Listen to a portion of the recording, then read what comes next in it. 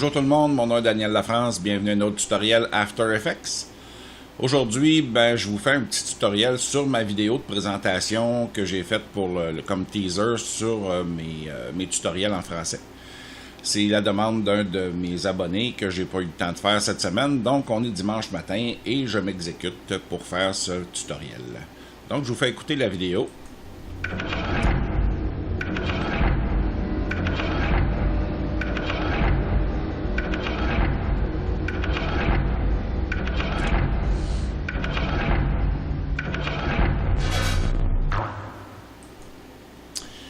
Eh bien, cette vidéo-là, elle a été entièrement faite avec After Effects, mais aussi avec le plugin Element 3D de Video Copilot.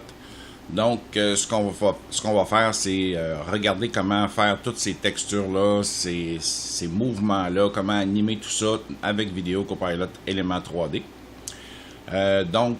Si vous n'avez pas le plugin, bien entendu, ça va être moins intéressant ce tutoriel-là, mais je vous suggère de vous le procurer parce que ça vous donne le loisir de faire du 3D avec un moteur de rendu qui est spécifique à Element 3D, donc qui n'est pas trop difficile sur la carte vidéo, là.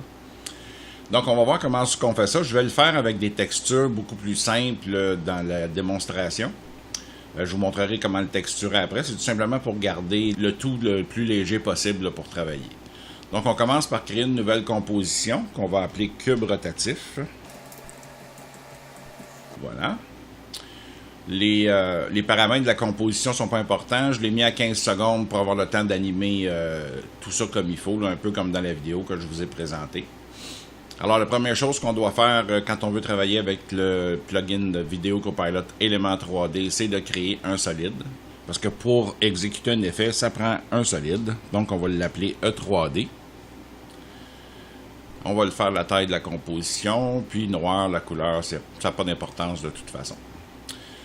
Après ça, on va aller chercher notre plugin et on va l'installer sur notre solide, qui va nous révéler ici tous les paramètres qu'on peut changer là, dans le plugin Element 3D. Alors, ce qu'on va faire avant d'aller plus loin, on va se créer une caméra parce qu'on a besoin d'une caméra pour voir ce qu'on fait. La caméra, c'est pas important le preset qu'on va utiliser ou les ajustements que vous allez pouvoir faire. Puis une 35 mm, pour l'instant, ça va être parfait aussi. Donc, on a notre caméra, on a notre calque avec Element 3D dessus. Ce qu'il nous reste à faire, c'est d'aller appuyer sur Scene Setup pour entrer dans l'interface de Element 3D. Dans l'interface d'Element 3D, bien, on a tout ce qu'il faut pour travailler nos scènes 3D. Donc, ce qu'on va commencer par faire, c'est se créer un plancher. Donc, notre plancher étant créé, le truc là avec Element 3D, c'est qu'il faut garder les éléments plus petits dans le visualisateur. On pourrait mettre ça très gros, très grand, mais plus ça va être gros, plus ça va être grand, plus il va y avoir de la texture, plus ça va être difficile à faire le rendu.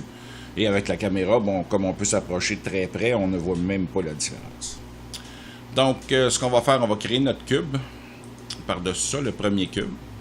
Là, on voit que le cube est complètement par-dessus notre plancher. Donc, ce qu'on va faire avec le cube, on va tout simplement le diminuer de grandeur. On va y aller avec le tiers de la grandeur, c'est-à-dire 33%. Pourquoi 33%? C'est parce que ça va être facile de calculer après ça l'épaisseur des cubes. Parce que là, bien entendu, on a un cube tout à fait carré. Là, ce que je veux, c'est avoir 3 tranches dans ce cube-là. Donc, je vais tout simplement débarrer mon échelle ici et je vais mettre ça à 11% ici pour me donner une première couche comme ça. Là, on voit que mon cube est en plein centre de mon plancher. Alors, ce qu'il faut que je fasse, c'est que je vais aller ici, toujours dans mon cube. Et je vais aller aligner avec le bottom, c'est-à-dire le bas, pour avoir mon gizmo ici, là, dans le bas du cube. Donc là, mon plancher mon cube est directement sur mon plancher. Là, ce que je vais faire, c'est que je vais aller voir ce que ça donne au niveau de la caméra dans After Effects. Là, on voit que c'est tout petit ici, donc on va prendre notre caméra, on va appuyer sur C pour avoir les outils de la caméra et on va avancer tout ça. On va baisser l'angle de notre caméra pour bien voir ce qu'on fait. Et là, on voit que ça donne à peu près la grosseur du cube que je veux, mais je vois que mon plancher, là, il est pas assez grand. Moi, ce que j'aimerais, en tout cas pour moi, c'est qu'il passe tout droit ici, qu'il sorte du plan, et que j'ai tout simplement le mur en arrière. Donc, je vais avoir seulement un angle entre le mur et le plancher. Alors, pour remédier à ça, bien, on revient tout simplement dans Scene Setup. Alors, pour remédier à ça, tout ce qu'on va faire, c'est qu'on va agrandir le plancher. Pour ce faire, on va le sélectionner. Et on va tout simplement agrandir son échelle. Disons à 500% pour être sûr. Si on retourne voir ce qu'on a fait, bien là, on voit que le plancher passe tout droit là. Puis si je tourne ma caméra, bien là, je vois que je peux avoir un peu de mouvement. Comme il n'y aura pas de mouvement qui vont tourner dans la scène que j'ai prévu faire, bien comme ça va être suffisant. Il va y avoir seulement un mouvement comme ça là, qui va baisser. Donc, on va voir exactement ce qu'on veut dans le plan. On va replacer notre angle de caméra. On va revenir dans le Scene Setup. Et là, on va composer notre scène. Donc, on a notre plancher. Ce qu'on va faire, on va commencer par identifier tous nos items ici pour être sûr de se retrouver, parce que tantôt, on va en avoir beaucoup. Puis pour savoir où on s'en va, ben, c'est plus facile. Donc, si on veut identifier chacun des dossiers, parce que la façon que ça fonctionne dans la scène ici, ben, je vais avoir un dossier principal, je peux avoir des sous-dossiers, je vais avoir des éléments qui vont être dedans. Puis si je veux tout séparer ça pour animer ça séparément, ben, ça va être plus facile de le faire si je sais où je m'en vais. Donc ici, on va l'appeler, lui, en faisant la façon de le renommer, là, je fais juste le sélectionner. J'appuie Enter sur le clavier où j'ai mes touches, là. Pas celui qui est numérique, mais sur le clavier. Et là, je vais avoir ma boîte de dialogue qui va me permettre de renommer mon cube. Je vais l'appeler Cube 3. Parce qu'il va être en bas, il va en avoir deux autres par-dessus. Donc, on va faire ça. On a le plancher ici, qu'on va renommer aussi. Et on a notre filière principale qu'on va appeler scène. Et voilà. Donc, on a notre scène. Dans notre scène, on a notre premier cube et notre plancher. C'est juste une question de rester organisé là, pour qu'on puisse voir ce qu'on fait. On n'appliquera pas de texture. On va changer tout simplement les couleurs des textures pour voir ce qu'on fait. Mais on n'appliquera pas tout de suite de texture pour garder la carte vidéo un peu plus légère, là. Donc, ce qu'on va faire, on va tout simplement choisir la couleur du cube. Disons qu'on va chercher ici dans les paramètres. Quand on va cliquer sur le cube, puis on clique sur la texture, là, on a tous les paramètres pour la texture qu'on peut changer. On va aller dans les Basic Settings, le Diffuse Color, et on va aller choisir notre couleur, disons un jaune comme ça ici, assez flash. Et pour le plancher, ce qu'on va choisir, ça va être noir. Puis on va y mettre une réflexion. Je vais vous donner en même temps quelques petits trucs là, pour faire la réflexion sur les objets, etc. Parce que là, si on va directement dans After Effects, tel que c'est là, on voit que j'ai aucune réflexion du cube dans le plancher. J'ai tout simplement ma lumière qui fait partie du setup d'éléments 3D qui va toujours éclairer ma scène. Je peux tout simplement changer l'éclairage aussi en ajoutant des lumières tantôt et prendre le contrôle de l'éclairage. Donc, si je veux mettre réflexion dans le bas ici, tout ce que j'ai à faire, c'est aller dans mon Scene Setup. Mais avant de le faire, je vais tout simplement dupliquer mon plancher parce que je n'aurai pas besoin de réflexion sur mon mur à l'arrière. Donc, je vais le dupliquer en cliquant avec le bouton de droite ici. Je vais faire Duplicate All. Je pourrais faire Duplicate Model, mais ça, quand on fait ça, on copie la texture aussi. Puis si je change la texture sur le mur ensuite, bien, elle va changer sur le plancher. En faisant Duplicate All, bien, je vais me retrouver avec un deuxième élément et une texture complètement séparée. On vient de le voir ici, là, j'ai mes deux textures qui sont là. Donc, je vais renommer tout de suite mon item pour ne pas me mélanger. On va appeler ça mur. Et le mur, on va le placer à sa place. On va cliquer sur les outils de rotation ici. On va prendre l'axe X. On va appuyer sur majuscule pour faire des angles de 45 degrés pour que ça soit plus facile. Là, on va se reculer pour voir ce qu'on fait. On va revenir à notre gizmo normal. On va reculer ça environ ici. Et on va monter pour prendre un petit peu plus de place en haut, parce qu'en dessous, on n'en a pas besoin de toute façon. Donc ça nous donne notre scène. Maintenant, on va mettre la réflexion sur le plancher. Tout ce qu'on a à faire, c'est cliquer sur le plancher, ici. Aller dans les outils de réflexion. Là, présentement, c'est l'environnement qui est réfléchi sur le plancher. Là, ce qu'on va faire, c'est qu'on va mettre un Mirror Surface, ici. Puis là, je viens de voir la réflexion qui vient d'apparaître ici, dans sur mon plancher de mon cube. Donc, si je retourne dans After Effects, ben, j'ai exactement la même chose. Donc, j'ai mon plancher, j'ai mon mur, etc. C'est sûr que là, c'est un petit peu foncé. On va aller changer la couleur du mur pour que ça soit plus joli. On retourne dans Scene Setup. Et là, on va prendre notre mur et on va changer la couleur pour un bleu.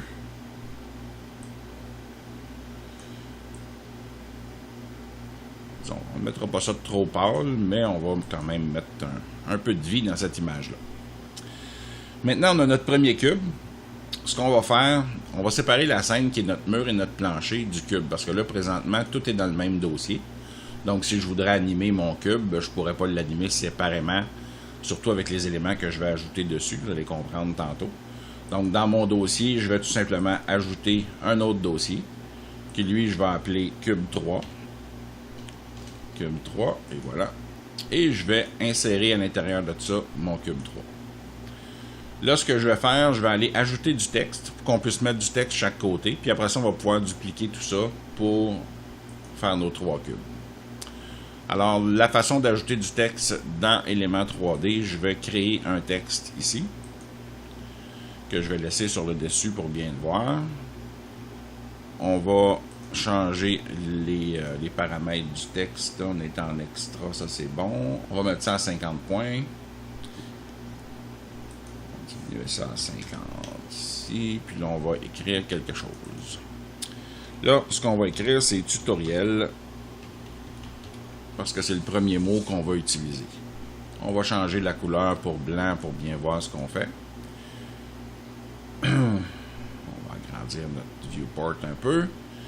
Là, je vois que j'ai le mot tutoriel qui est écrit ici, que je vais pouvoir extruder dans Élément 3D.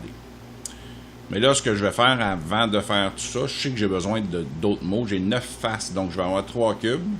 La première face n'aura rien d'extrudé dessus, mais je vais avoir des mots sur chacune des autres faces pour les révéler un après l'autre, comme sur ma vidéo au départ. Donc, pour trouver tous ces mots-là, ben là, je vais tout simplement dupliquer 9 fois, c'est-à-dire 8 fois, parce que j'en ai déjà un, jusqu'à ce que j'ai 9 textes. Là, j'en ai un trop. Ensuite, je vais prendre chacun des textes. Je vais l'isoler. Pour isoler un calque, quand on travaille en composition vidéo, on a le petit point ici. Si je clique sur le point, je vais avoir accès seulement à toutes les autres calques vont être disparus. Je vais travailler seulement avec celui-là. Donc, ça va être plus facile de me comprendre. Je vais prendre mon outil texte et je vais aller inscrire les autres mots. Donc, on va faire after ici. Je vais aller sur mon autre texte, l'isoler. On va faire FX et ainsi de suite jusqu'à ce que j'ai tous mes mots au complet.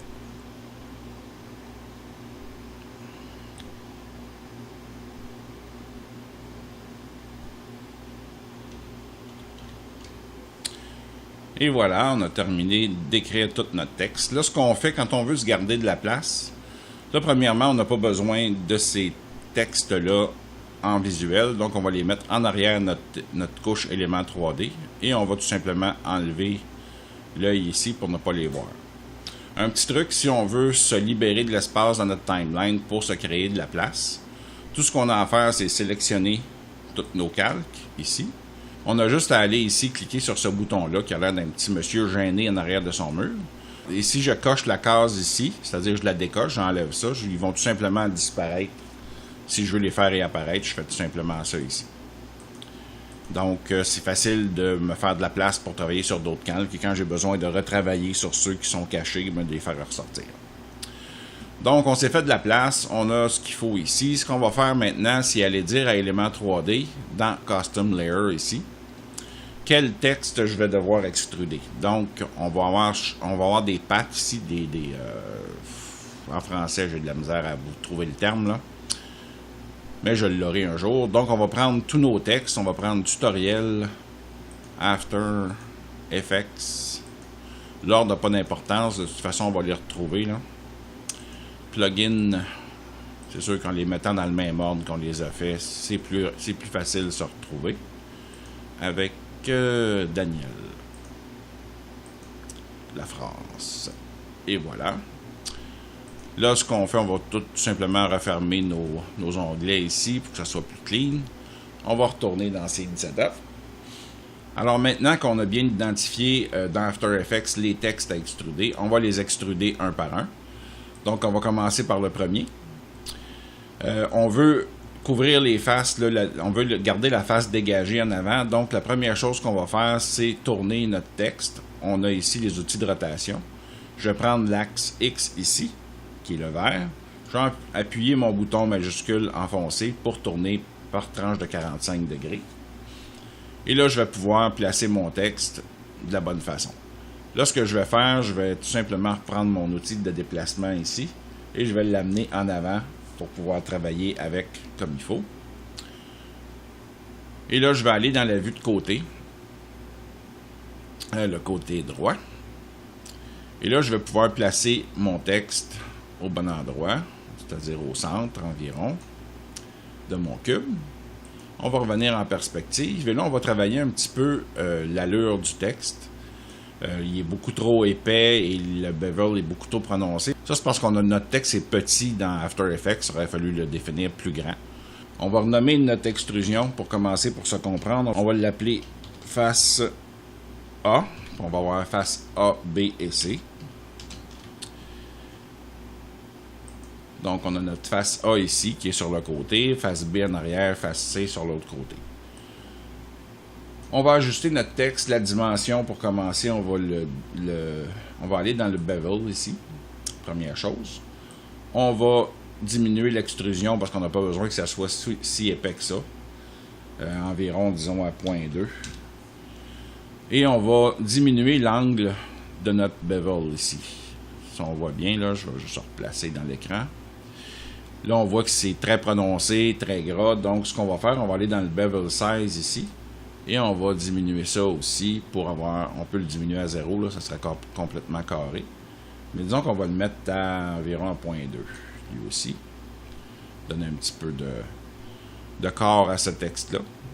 Et on va aller dans la vue de côté, c'est-à-dire le côté droit, pour pouvoir ajuster la taille du texte maintenant. Puis la taille, on va retourner dans face A ici. Et on va diminuer ça jusqu'à ce que ça rentre bien dans notre cube. Là, on voit qu'il est assez bien placé. Il est pas mal au centre. C'est parfait. On va prendre notre face frontale pour le voir de côté. Et on va venir le placer sur le devant de notre cube. Juste incruster un petit peu dedans, disons presque à moitié, là, pour que ça nous donne l'impression qu'il est incrusté dedans, comme ça. Alors là, notre première étape est faite avec le premier texte. Tout ce qu'il nous reste à faire, c'est de dupliquer ça. On va dupliquer 2 fois. Donc, on clique avec le bouton droit, on va Duplicate All. Duplicate All encore. On va renommer notre première face ici en face B. Et la dernière ici, on va la renommer face C. Quand je renomme ici chacun des items, c'est juste pour bien se comprendre et pour rester organisé. Donc, on a notre face A, B et C. Là, ce qu'on va faire, on va replacer ces faces-là au bon endroit. Donc, on prend notre face B. Première chose qu'on va faire, outil de rotation, on va tourner de 90 degrés pour aller vers notre autre face. On va prendre notre outil de déplacement Z, on va aller se placer devant pour être sûr de pouvoir bien le placer. On va aller à l'arrière ici pour bien voir notre texte, venir le placer au centre comme ça. Et on va retourner en vue de côté pour l'envoyer à sa place, comme ça. On répète la même chose avec la face C.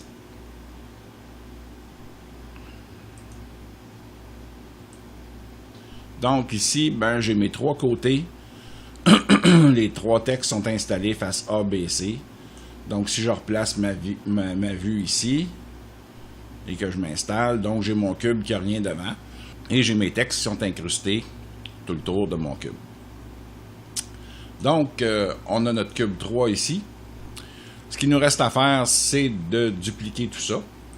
Donc, on va prendre notre filière cube 3. On va tout simplement faire duplicate all encore une fois. On va venir renommer ça. Ça va être cube 2. On va renommer aussi notre cube à l'intérieur. Si on a besoin de le retoucher, on va savoir à quel cube on a affaire. Cube 2. Je vais faire duplicate all une autre fois. Je vais renommer mon cube 1. Voilà. Et là, on va faire le travail comme il faut ici aussi. Cube 1, là aussi. Histoire de bien se comprendre. Là, ce qu'on va faire, on va aller placer nos cubes dans la vue frontale. On va descendre un petit peu pour voir ce qu'on fait. On va sélectionner le cube 2 et on va tout simplement le monter en laissant l'espace un petit peu entre les deux, pas trop, qui a l'air de tourner un sur l'autre. Même chose avec le cube 3, on va venir le placer ici, à peu près avec le même gap entre les deux. Et là, quand je reviens en perspective, là, mes trois cubes sont placés un au-dessus de l'autre, comme ça. Donc, si je veux animer ces cubes-là séparément, je vais prendre mon cube 1 ici, je vais cliquer avec le bouton droit, je vais aller dans Auxiliary Animation et je vais mettre Channel 1. Pourquoi? Parce que je peux animer mes groupes séparément et je peux animer chacun des items séparément avec des animations auxiliaires. Donc, je vais faire la même chose avec le 2, je vais mettre Channel 2, histoire de bien se comprendre. Et avec le 3, on va mettre Channel 3. Alors, maintenant que nos cubes sont bien identifiés et bien installés, ce qu'on va faire, on va aller changer tout simplement les textes sur chacune des faces. Donc, on a notre première face ici, où c'est écrit tutoriel. Donc, on va avoir nous autres tutoriel After Effects. Donc, pour sélectionner dans notre visualisateur ici le texte qu'on veut, on va s'agrandir un petit peu pour voir ce qu'on fait. Voilà. On va appuyer sur le bouton Alt et on va cliquer sur le texte pour le sélectionner. Et là, ce qu'on va faire, on va aller changer le Custom Path. Vous vous rappelez tantôt, on a tout identifié les textes avec un pattern différent. Alors, si je mets le 2, là, je vais avoir le mot After qui va être placé. Alors, je vais faire la même chose. Alt, je vais cliquer sur Tutoriel ici. Et je vais mettre le path 3 ici. Même chose pour les autres mots en arrière ici. Je vais faire Alt. Là, je vais aller chercher le quatrième, qui est le mot Plugin. Ensuite, on va cliquer Alt encore pour sélectionner l'autre texte. On va faire le Custom Path ici pour le 5. Là, quand notre texte est trop grand comme ça, ce qu'on fait, c'est qu'on va venir l'ajuster au niveau de sa dimension, juste pour qu'il rentre dans la boîte, un peu comme les autres, que ce soit joli, pas trop petit, pas trop gros. Et on va sélectionner notre troisième mot ici, puis on va aller chercher notre path qui est le 6 ici. Encore là, on a à leur dimensionner, donc on va dans les paramètres pour ajuster la dimension, on va le mettre à peu près la même largeur que l'autre. Et on va faire notre dernier côté en faisant Alt, tutoriel en haut. On va aller chercher ici notre path qui est le 7. On va cliquer Alt toujours pour sélectionner le deuxième mot. On va aller chercher le mot Daniel qui est le path 8. Donc, quand ils suivent tous dans le bon ordre, c'est pas très compliqué à se retrouver. Comme je vous ai expliqué tantôt, quand on le fait dans le bon ordre sur notre plan de travail, bien, on est capable de travailler beaucoup plus rapidement. Donc, le dernier mot, Alt ici, le path numéro 9, et voilà. Là, on a tout ce qu'il faut. On va replacer notre vue. Tous nos textes sont installés, sont au bon endroit. Tout ce qui reste à faire maintenant, c'est animer le cube dans After Effects. Alors, ce qu'on fait ici, on vient dans Éléments 3D, on va dans Groupe 1. On se rappelle que notre filière de la scène principale, c'est le Groupe 1. On va aller dans Auxiliary Channel. On a notre premier cube, on ouvre les rotations. Et là, on va venir placer notre curseur environ à 1 seconde, parce que la première seconde va servir à faire notre mouvement de caméra, et on va commencer nos rotations à 1 seconde. Donc, je place mon premier point d'animation à 0 degré ici. Pour pouvoir voir mon point d'animation, quand mon calque est sélectionné, je fais tout simplement appuyer sur U. Et je vais voir mon point d'animation directement là. Là, je vais avancer de 10 images. Pour avancer de 10 images, on fait Page Down en appuyant majuscule enfoncé. Si on veut avancer d'une seule image, on fait seulement Page Down une fois.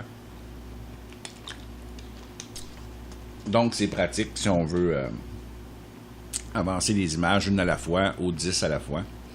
Donc, pour l'instant, je vais faire des sauts de 10 images pour nous permettre d'animer ça. Puis on peut ensuite extensionner notre animation pour la ralentir ou l'accélérer comme on veut. Donc, on va mettre ça à moins 90 degrés ici pour révéler notre premier mot en haut qui est tutoriel. Je vais avancer encore de 10 images. Je vais sortir mon animation Channel 2. Dans les rotations, je vais mettre mon premier point d'animation là. On va le révéler en bas en faisant U 2 fois. Ensuite, je vais avancer de 10 images encore pour aller mettre mon moins 90 degrés ici. Je vais avancer de 10 images encore. Je vais aller dans mon Channel 3 pour l'animation du troisième cube. Dans les rotations, je vais créer mon point d'animation. UU encore une fois en bas pour révéler. Oups, là ça a tout ouvert. Excusez-moi. U. Donc, on a ouvert les clés d'animation ici. Donc, on va placer, on a placé notre premier point. On va avancer de 10 images et on va faire moins 90 là aussi. Donc, si on revient en arrière, ben, on va voir que notre cube va s'animer comme ça, un à la fois. Donc, on va continuer notre animation en avançant encore de 10 images. Et là, on va revenir à notre cube 1. Et là, tout ce qu'on va faire pour que, entre ce point-là et ce point-là, qu'il n'y ait rien qui se passe, on va tout simplement créer un autre point d'animation ici. Je vais avancer encore de 10 images. Je vais aller dans mon Channel 1 ici. Et je vais mettre moins 180. Donc, en mettant moins 180, mon deuxième point va se créer. Et là, je vais avoir mon deuxième tour qui va être fait ici. Donc, je fais la même chose. J'avance de 10 images. Je crée mon point dans l'animation 2 pour qu'il soit au même endroit. J'avance de 10 images. Je vais dans Channel 2. Je fais moins 180. Voilà, j'avance encore de 10 images. Je mets mon premier point d'animation ici pour qu'on reste à moins 90 degrés. J'avance de 10 images. Je vais dans Channel 3 et je fais moins 180. Encore 10 images pour terminer ma rotation au complet. Je vais encore faire un point ici pour garder mon animation fixe ici. Je vais avancer de 10 images. Je vais aller dans Channel 1. Je vais faire moins 270 pour faire un autre step de 90 degrés. Même chose, on avance de 10 images. Je vais créer mon premier point ici pour qu'on reste fixe dans Channel 2. J'avance de 10 images. Je fais moins 270. J'avance encore de 10 images. Je mets mon premier point Channel 3. Et je vais aller dans Channel 3, avancer de 10 images encore. Et faire moins 270. Fait que si je fais un pré-rendu de tout ça, je vais pouvoir voir ensuite mon animation. Et voilà. Donc, j'ai mon animation ici avec ma réflexion qui se fait dans le plancher, qui est assez cool. Et voilà. Donc, pour adoucir mon animation, pour que les rotations soient plus douces, je vais tout simplement sélectionner tous mes points d'animation. Je vais sélectionner Image clé. Je vais faire le lissage de vitesse. Et je vais tout simplement me rendre, disons, à 12 secondes, ici. Là, je vais enfoncer Alt, le garder enfoncé et prendre le dernier point pour étirer mon animation jusqu'ici. Ce que ça fait, ça, c'est que ça va étirer à partir du premier jusqu'au dernier point. Et ça va me garder proportionnellement l'animation que j'ai faite à 10 images tantôt. Donc, ça va être plus lent. On va faire une prévisualisation pour voir ce que ça donne. Alors, c'est terminé. Alors, on voit là que l'animation est beaucoup plus douce et la vitesse plus satisfaisante. On a le temps de lire chacun des mots. Et on voit l'animation aussi qui se reflète dans le plancher parce que là, on a mis un reflet. Tantôt, on va retexturer, donc on va faire ça de façon différente. On arrête ça là. Notre animation est faite. Ce qu'on va faire avant d'aller retexturer tout ça, on va faire notre mouvement de caméra. Donc, pour faire un mouvement de caméra, ben, on va tout simplement, dans la première seconde ici, on veut que notre caméra soit rendue à cet endroit-là. Disons qu'on va la mettre... ouais, c'est comme ça. C'est très bien de même. Donc, on va tout simplement ouvrir les outils de transformation. On va prendre tous les points, on va les sélectionner avec le chronomètre. Et on va revenir au départ. Avec les outils, en appuyant sur C, là, on a nos outils de caméra. Donc, ce que je vais faire appuyer sur majuscule. Et je vais tout simplement partir mon animation ici, en haut. Pour que ça soit une espèce de tilt là, qui descend là, de ma caméra. On va sélectionner tous les autres points pour pas qu'il y ait d'accrochage nulle part. On va faire la même chose ici pour le lissage. On va aller lisser la vitesse. Et on va faire un pré-rendu pour voir ce que ça donne. Là, ce qu'on voit, c'est que c'est un petit peu rapide, un petit peu sec. Donc, ce qu'on va faire, on va tout simplement ajuster ça à 1,5 seconde. Même si les cubes ont commencé à tourner avant, c'est pas très grave.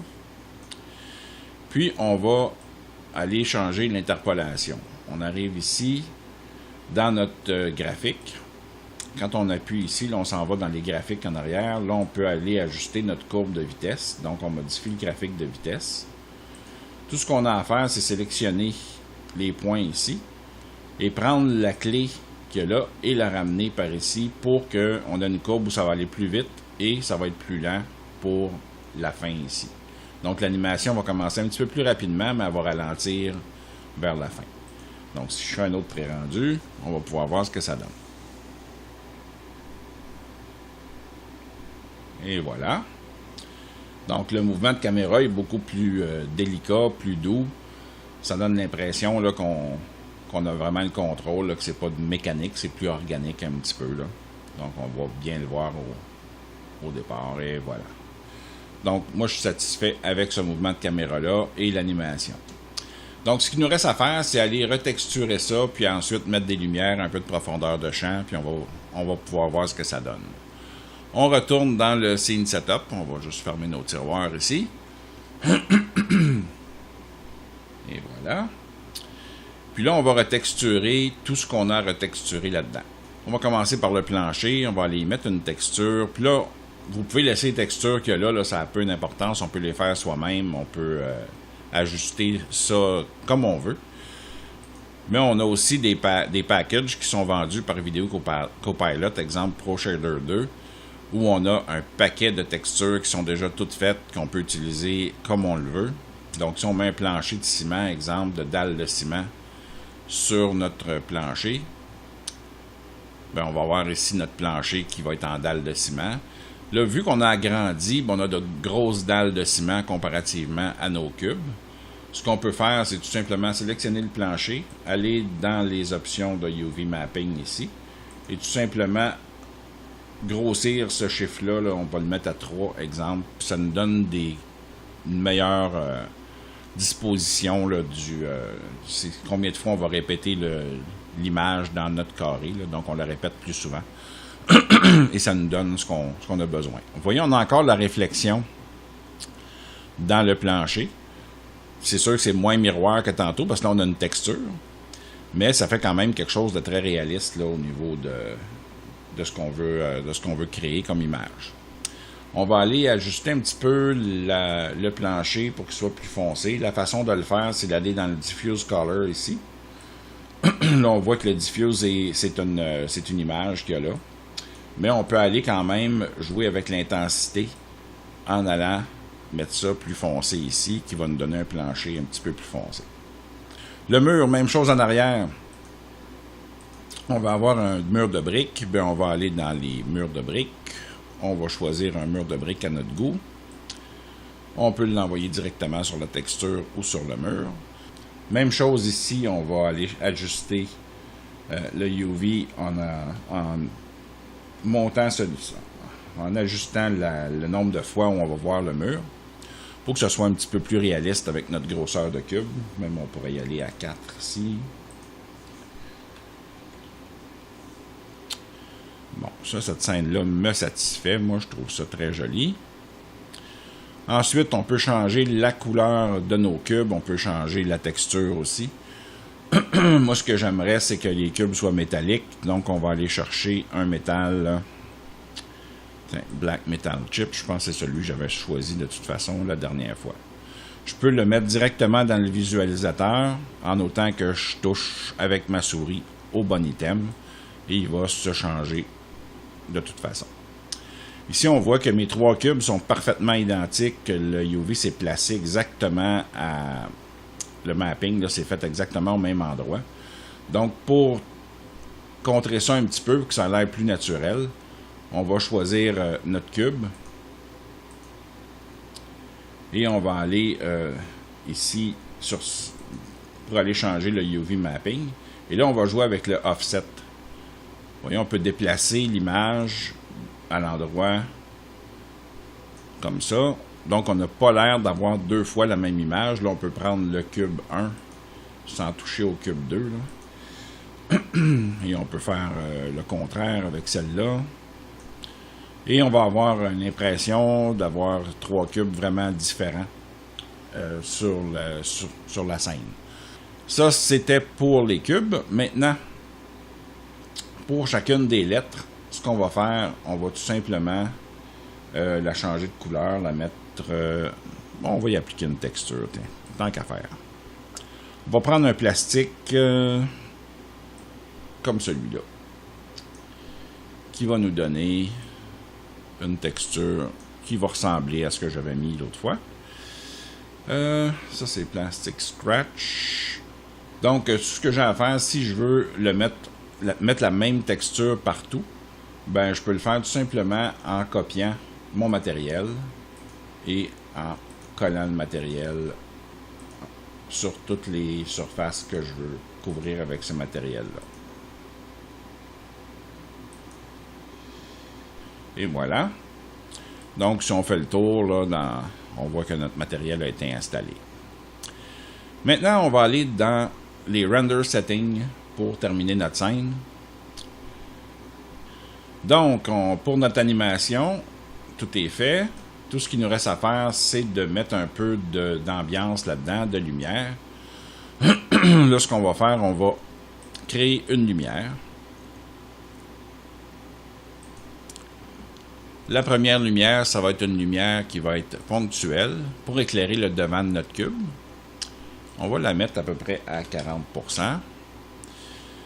Et on va la placer directement sur la caméra. La façon qu'on fait ça, c'est qu'on va sélectionner caméra et lumière. On va appuyer sur P sur le clavier pour les positions. On va copier la position de la caméra. Et on va la coller sur la lumière pour avoir exactement la même position. Donc, ce que ça fait, si je vais en vue de haut, exemple, je vais voir que ma caméra et ma lumière sont exactement au même endroit. Ça, ce que ça fait, ben, c'est quand ma caméra, on retourne en caméra active, là, ma lumière va éclairer directement le devant du cube, donc je vais avoir une scène plus éclairée à mon goût, là, pour que ça soit joli. Maintenant, pour donner un effet de spot, là, comme je voulais faire, je vais créer une autre lumière qui, elle, va être concentrée et qui va être à 100%, celle-là. Là, on va aller la replacer dans l'espace. On va tout simplement prendre une caméra de côté, exemple de gauche. Et je vais prendre mon outil de sélection pour tout simplement remonter la caméra à 90 degrés en haut. Je vais m'assurer en allant sur la caméra de devant qu'on est centré aussi. Comme ça. Mais on pourrait être un petit peu de côté, là.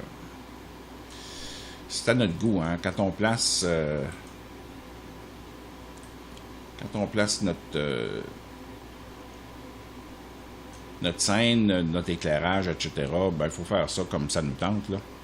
Là, c'est mon goût à moi, mais vous pouvez mettre ça dans le goût que vous voulez. On voit ici là, que j'éclaire pas mal toute la scène. Ce que je vais faire, je vais aller dans mes options de lumière. Et je vais tout simplement prendre l'angle du cône et le diminuer pour amener mon rond autour de ce que je veux ici. Et voilà. Je peux mettre plus d'intensité si je veux. Là, ça me donne mon éclairage de ma scène. Maintenant, c'est sûr que, bon, si ça nous agace là, de voir la lumière, là, on fait tout simplement CTRL majuscule H pour faire disparaître ces filaments-là. On peut les faire réapparaître au moment où on veut, là, en faisant le même processus. Maintenant, on va aller dans les Render Settings d'éléments 3D. On va aller travailler avec les ombres et l'ambient occlusion, c'est que ça, c'est l'interstice de chaque chose qui va avoir un ombrage qui va se créer, là. On va commencer par celle-là. On va la laisser en SAAO parce que Ray Trace prend beaucoup plus c'est plus de qualité, mais ça va prendre beaucoup plus de la gestion de ma carte vidéo. Donc, on va y aller avec ça tout simplement. Là, vous voyez la différence. On voit que l'ombrage s'est créé en bas du mur, tout près du plancher, puis entre chaque cube, etc. Là, c'est ça l'ambient occlusion. Là, on peut sélectionner une meilleure qualité, puis on peut augmenter aussi son intensité un petit peu. Ça nous donne un peu plus de définition. Et là, on va aller dans l'ombre, les shadows. Et là, on va utiliser le Ray Trace, même si c'est moins rapide. Puis on va aller ajuster l'ombre de notre deuxième lumière, qui est notre spot. On va définir l'ombre avec beaucoup moins de diffusion. Là, on va mettre ça à 15. Que ce soit une ombre un petit peu plus crisp qui vient de se définir sur le plancher, là. Exactement. Et ça devrait être pas mal ça. L'intensité, on peut la monter un petit peu à 70 là, pour que ce soit mieux défini. Et ça nous donne pas mal notre scène finale comme j'avais sur la vidéo au départ. Maintenant, on va ajouter les couleurs. Pour ajouter les couleurs, on va tout simplement créer un calque d'effet qu'on va mettre au-dessus de tout ça. Ce que ça fait, le calque d'effet, ça ajuste tout ce qui est en dessous. Donc, on va le mettre, on va ajouter seulement éléments 3D, là. On va renommer le calque pour bien se comprendre en l'appelant CC, correction de couleur. Alors, notre calque de correction de couleur, ben, ce qu'on va faire, on va aller corriger la couleur. Correction colorimétrique, on va aller mettre une courbe qui devrait être suffisant là, pour pouvoir nous permettre de donner un peu de contraste à tout ça. Ça nous permet de donner un peu plus de contraste à la scène. Si on veut la refroidir, la réchauffer, dépendant de ce qui nous tente, mettons que c'est le soir, c'est la nuit, on veut refroidir un petit peu ça. On va rajouter un petit peu de bleu. Un peu plus peut-être dans les tons foncés. Non, un peu moins. Comme ça. Et voilà, on l'a ajusté un petit peu pour changer le ton. Là, si on regarde en enlevant, on a vraiment là, donné un peu plus de contraste à la scène. Et si je veux ajouter autre chose à ça, je peux prendre un autre calque, créer un autre calque d'effet que je vais appeler vignette. Et à ce calque-là, je vais ajouter, toujours en correction colorimétrique, une exposition que je vais mettre à moins 1.5. Là, je vois que j'ai assombri ma scène pas mal, mais ce que je vais mettre à ça, c'est un masque pour créer ma vignette. Donc, je vais prendre une ellipse comme ça, je vais cliquer 2 fois. Là, je vois que j'ai mis un masque sur mon effet. Donc, ce que je vais faire, c'est que je vais aller tout simplement inverser le masque. Et là, je vais prendre les outils du masque et je vais tout simplement mettre un contour progressif à tout ça pour que ce soit à mon goût. Et je vais placer ensuite la vignette comme je le veux. Donc, j'ai donné un peu plus de visibilité à mon cube, à mon animation. Avant de faire une prévisualisation, ce qu'on va faire, c'est terminer l'animation. Là, j'ai passé tout droit tantôt. Mais quand on arrive à la fin, on a nos cubes qui ont fini de tourner et qui, après une seconde, vont quitter la scène en sortant du plan vers le haut. Donc ça, c'est pas difficile à faire. On retourne dans notre groupe 1. On va aller dans nos animations ici, Channel 1, 2, 3. On va aller dans nos animations qu'on a préparées tantôt. On va révéler avec la lettre U sur le clavier nos points d'animation.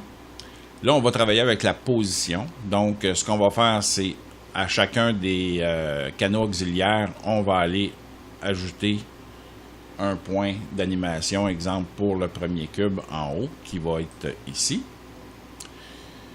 Et on va faire 3 images plus tard. 1, 2, 3.